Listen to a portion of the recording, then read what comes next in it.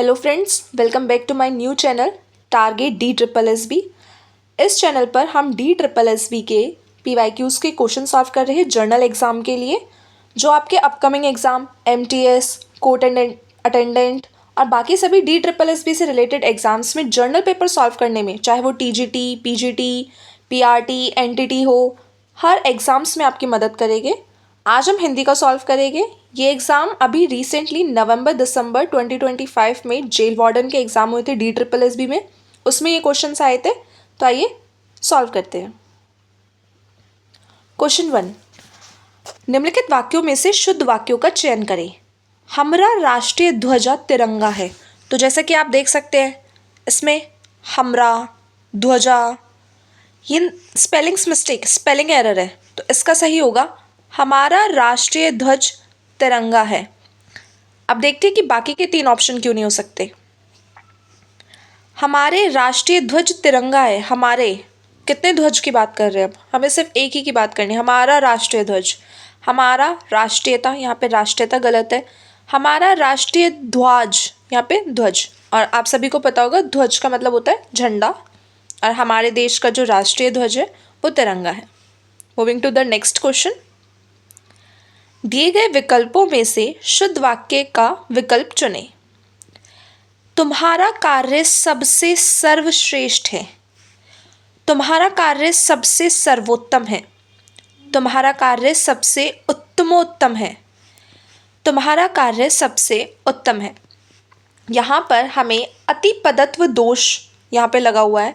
सबसे सर्वश्रेष्ठ, सर्वश्रेष्ठ का मतलब ही होता है सबसे अच्छा, और यहाँ पे फिर से लिखा हुआ है सबसे, और यहाँ पे भी लिखा है सर्वश्रेष्ठ। तो यहाँ पे अतिपदत्व दोष है, यानी कि अनावश्यक एक शब्द को हमने वाक्य में अनावश्यकली जोड़ दिया है। तो यहाँ पर जो सही हमारा उत्तर ऑप्शन होगा वो होगा तुम्हारा कार्य सबसे उत्तम है, सबसे अच्छा है। बाकी के 3 ऑप्शंस में अतिपदत्व दोष था। थर्ड क्वेश्चन, आग में कूदना मुहावरे का अर्थ है जान बचाकर भागना, नहीं, जान जोखिम में डालना। जान जोखिम में डालना यानी कि कुछ ऐसा कार्य करना जिससे आपको खुद को मुसीबत में पड़ जाए, आप खुद मुसीबत में पड़ जाए, उसे बोलते हैं आग में कूदना, यानी कि जान जोखिम में डालना। नेक्स्ट क्वेश्चन, संयम ने मटके डैश पानी निकाला। इसमें हमें उचित कारक चिन्ह भरना है। तो ये तो बहुत ही आसान है। DSSB में हिंदी के जो PYQs मैंने जितना एनालाइज किया है अभी तक, उससे ये पता चलता है कि कारक के जो चिन्ह हैं, कारक लगाने के चिन्ह, कारक का प्रयोग करने के चिन्ह, ये बहुत क्वेश्चंस आ रहे हैं, तो आपको कारक को अच्छे से पढ़ना होगा। संयम ने मटके डैश पानी निकाला, तो मटके से, मटके के पानी निकाला नहीं हो सकता। मटके पर पानी निकाला नहीं हो सकता। मटके की पानी निकाला नहीं हो सकता। नेक्स्ट क्वेश्चन,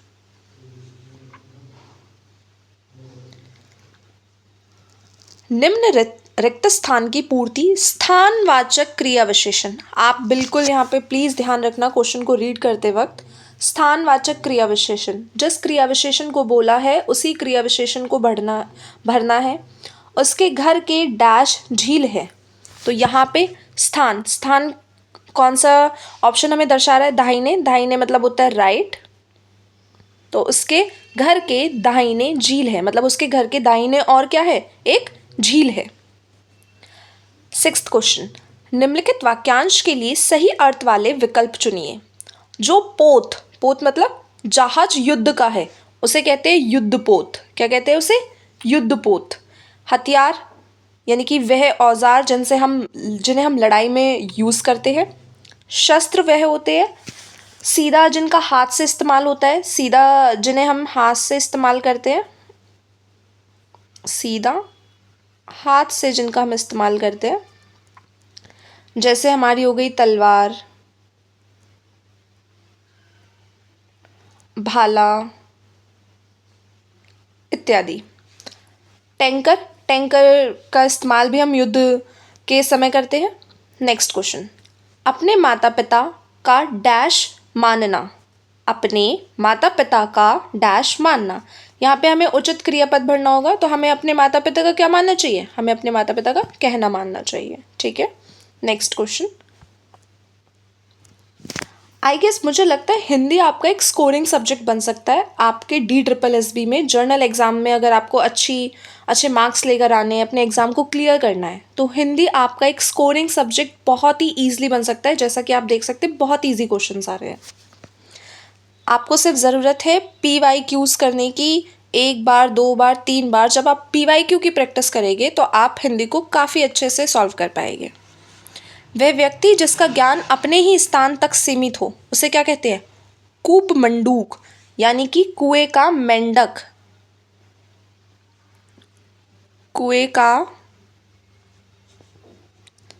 मेंढक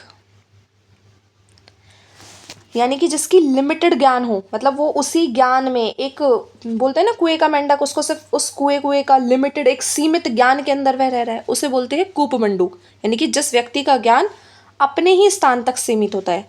मूर्ख, बुद्धिहीन।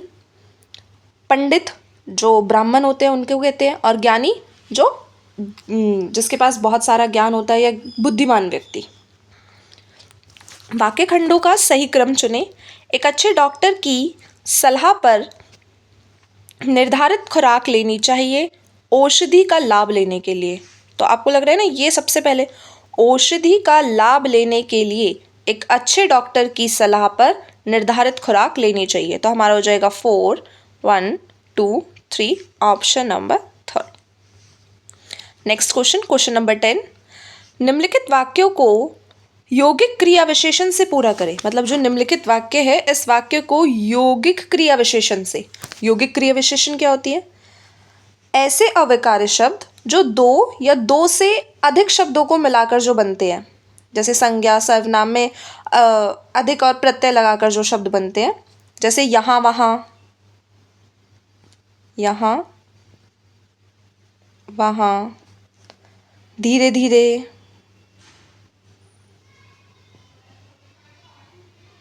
तो यहाँ पे जो यौगिक क्रिया विशेषण के अकॉर्डिंग हमारा ऑप्शन सही बैठता है वो है दिन रात। यानी कि 2 या 2 से अधिक शब्दों को मिलाकर जो शब्द बनते हैं उन्हें यौगिक क्रिया विशेषण कहते हैं। Next question. दिए गए 4 वाक्यों में से 3 वाक्य एक गद्य का अभिन्न अंग है। मतलब कि 3 वाक्य एक गद्य का अंग है और एक अतिरिक्त यानी कि एक्स्ट्रा है। हमें वह बताना है वह कौन सा है। गांव वालों ने कहा, गाड़ी रुकी, सब उतरे, सभी तोतापुरी ही थे, सभी के होठ पान से लालम लाल। ठीक है, गाड़ी रुकी है, ठीक है, गाड़ी में से सब उतर गए, ठीक है, और गाड़ी में से जो सभी लोग उतरे हैं वो सब तोतापुरी ही थे, सभी के होठ पान से लालम लाल थे। इसमें गांव वालों ने कहा ये अतिरिक्त वाक्य है, इसकी यहाँ पर कोई भी आवश्यकता नहीं थी। Next question. जो अवश्य होने वाला हो, यानी कि ऐसी चीज जो अवश्य होने वाली ही हो, उसे बोलते हैं अवश्यंभावी। अवश्यंभावी, ठीक है। यहाँ पर अपकृत किसे कहा जाता है? अपकृत होता है अनुचित व्यवहार या फिर किसी को क्षति पहुंचाना। अपकृत का विलोम होता है उपकृत। उपकृत आवश्यकता अनुसार, मतलब कि जो जरूरत के अनुसार हो रहा है, और आवश्यक जो जरूरी है। क्वेश्चन 13। एक सुसंगत अनुच्छेद बनाने के लिए निम्न वाक्यों में को क्रम में व्यवस्थित करें और दिए गए विकल्पों में से उचित क्रम चुनें। शिक्षक और साथी है।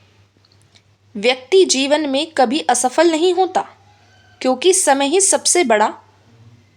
का ही सदुपयोग करने वाला। तो हम इसे शुरू करते हैं।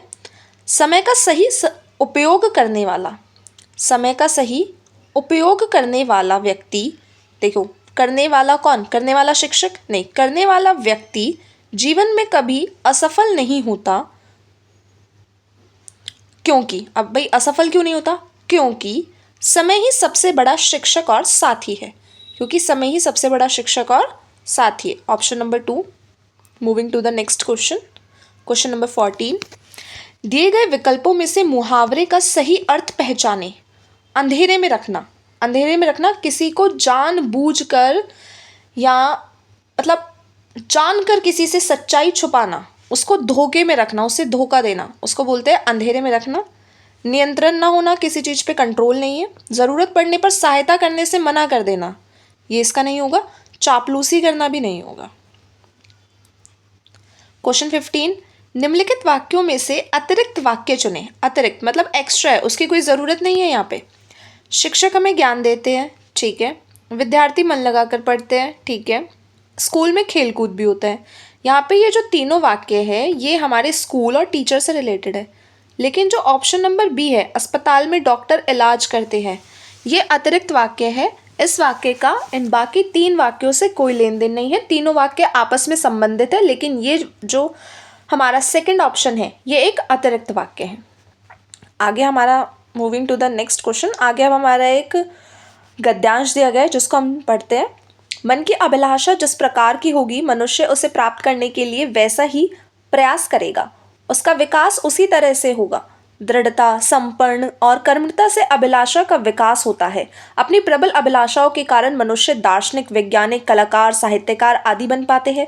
अभिलाषाओं का होना मनुष्य की गतिशीलता, कार्यशीलता को बढ़ाने में सहायक होता है, लेकिन अभिलाषाओं की प्रचुरता उसे मोह में फंसाती है, उसे स्वार्थी और आत्मकेंद्रित बनाती है।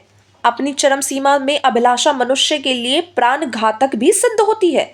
विवेकानंद ने अभिलाषाओं को सागर की भांति अनंत मानते हुए कहा है कि जो जो हम इन्हें किसी भी तरह पूरी करने के लिए उद्यत होते हैं, त्यों जीवन में कोलाहल बढ़ता जाता है। इसलिए अभिलाषा के घोड़े को अनियंत्रित गति से दौड़ने नहीं देना चाहिए। यानी कि जो आपकी अभिलाषा है, आपकी इच्छाएं है, वो होनी चाहिए, अच्छी बात है, लेकिन उनको अनकंट्रोल भी नहीं करना। ऐसा नहीं करना कि आपके कंट्रोल में नहीं रहे, अनियंत्रित नहीं छोड़ देना है।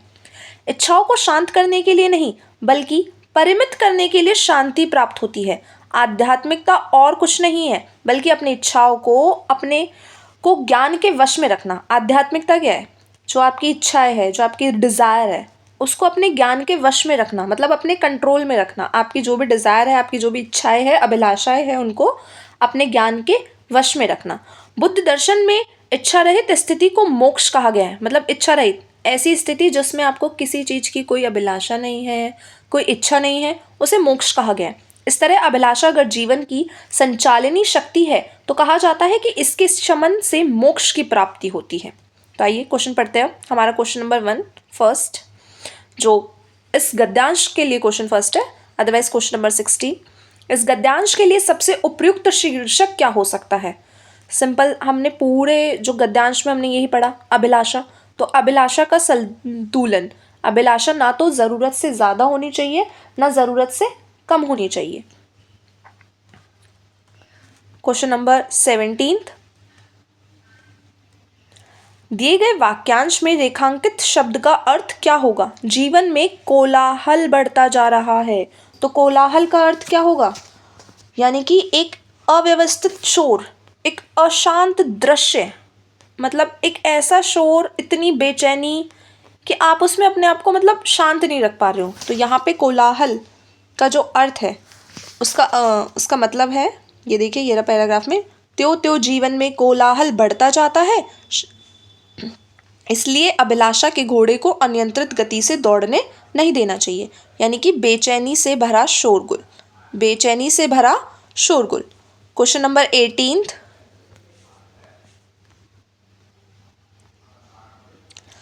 अभिलाषा का विकास किन गुणों से होता है? तो हमने अभी पढ़ा था, इसमें दृढ़ता, संपन्न और कर्मठता से अभिलाषा का विकास होता है। तो हमारा ऑप्शन नंबर 3 हो जाएगा। Moving to the next question, question number 19, गद्यांश के अनुसार आध्यात्मिकता क्या है? आध्यात्मिकता बतानी है। अभी हमने पढ़ा था आध्यात्मिकता और कुछ नहीं, अपनी इच्छाओं को ज्ञान के वश में रखने की कला है। तो इसका ऑप्शन होगा ऑप्शन नंबर 4। लास्ट क्वेश्चन हमारा आज की वीडियो का, व्यक्ति की अभिलाषा ही उसकी प्रगति की बाधा होती है। क्वेश्चन है हमारा, गद्यांश का केंद्रीय भाव क्या है? तो व्यक्ति की अभिलाषा ही उसकी प्रगति की बाधा होती है। जीवन में प्रगति के लिए इच्छाओं के विपरीत कार्य करना चाहिए, ये तो बिल्कुल भी नहीं होगा। अभिलाषा जीवन की प्रेरणा है, लेकिन इसकी अधिकता से हानि है, बिल्कुल। अभिलाषा के प्रभाव से व्यक्ति की कार्यक्षमता समाप्त हो जाती है, नहीं। इस गद्यांश में बताया गया है कि अभिलाषा व्यक्ति की प्रेरणा है, मतलब जीवन में अभिलाषा होनी चाहिए, लेकिन इसकी अधिकता से हानि होती है। अगर हम इसको ज़रूरत से ज़्यादा अपनी अभिलाषाओं को अनियंत्रित कर देंगे तो वो हमारे लिए क्या होगी, हानिकारक होगी। थैंक यू गाइस, आज के लिए सिर्फ इतना ही। आई होप आपको ये वीडियो पसंद आई होगी। अगर आपको वीडियो पसंद आई तो please do like, share and subscribe my channel. फिर मिलते हैं एक न्यू वीडियो के साथ। Bye bye.